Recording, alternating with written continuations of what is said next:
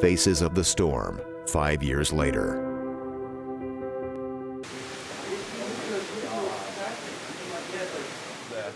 We were just kind of sitting around. We weren't really doing very much at all, you know, just kind of lazy day.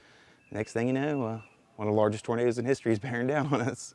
Brad Lawrence knew he and his home were in the direct path of the EF4 tornado when he began seeing the horizon before him disappear. Oh, it's right there. That's that tornado right there. Yeah, let's get downstairs. We all ran downstairs, and I took a bunch of couch cushions off the couch. We threw those over the top of us and just kind of held on.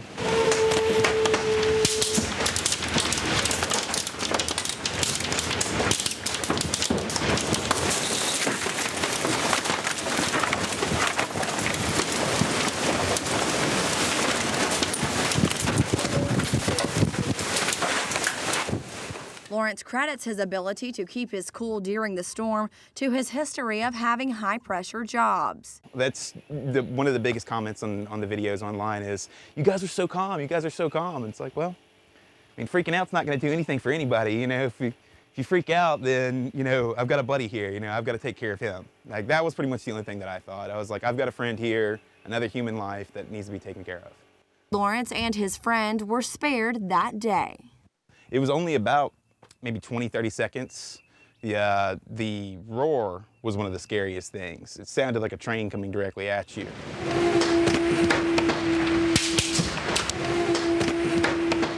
And then all of a sudden it was just over.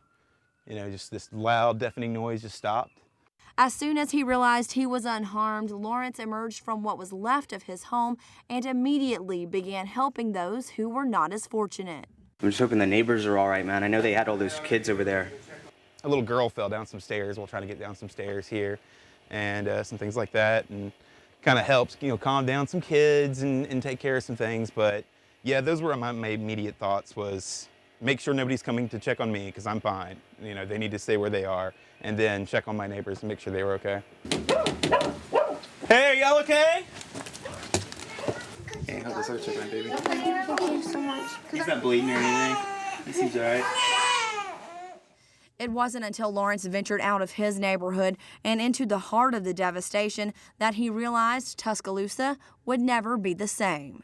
When you get out and this area that you've been living in for years is completely and totally changed, it's freaky. And I remember driving around in some neighborhoods and just pulling over and bawling, like crying, because I had no clue where I was. And this is the town I grew up in, you know? And that's one of the scariest things. It's just, I was lost in my own town.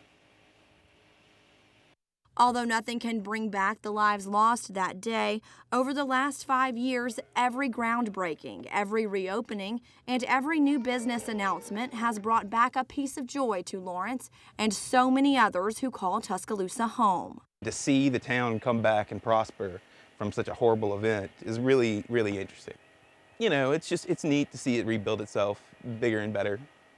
Today, Brad Lawrence stresses the importance of preparedness, using himself as a testimony, wondering if his fate would have been any different had he not had a severe weather plan in place on April 27, 2011. You can't just stock up water and food and say, okay, I'm ready to go. It's being prepared 24 hours a day, having a plan. Everything that we did was part of something that I had sat down and thought of before. In Tuscaloosa, Chelsea Barton, WVUA 23 News.